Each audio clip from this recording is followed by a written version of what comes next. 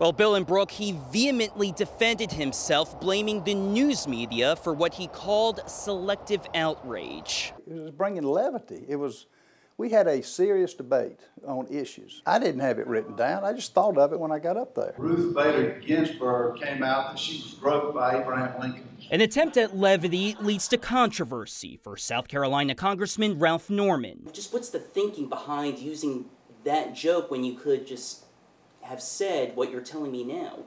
The joke was all over the internet. He says the joke he repeated is intended to criticize the news media for how it's covering sexual assault allegations against Supreme Court nominee Brett Kavanaugh dating back several years ago. The judge denies the allegations. Meanwhile, Congressman Norman claims the news media is distorting the intent of his joke. We're reporting what your comments are, and people are upset about it. No, the media is upset, and they're trying to paint me into a corner as being dismissive of domestic violence. Is unfair and misleading. When the domestic abuse actually happened to my opponent, they wouldn't print it. They wouldn't put it on TV. He's referring to Parnell confessing in a Twitter video to hitting his ex-wife in the 1970s.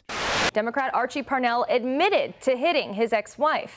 Archie Parnell admitting to domestic violence accusations. 24 hours after his comment, Congressman Norman says his family and staffers received threats of sexual assault and violence over a comment that this media is guilty of inciting, and I'm the one outraged and offended. He says one of those threats was to shoot up his district office. He says Capitol Police are investigating.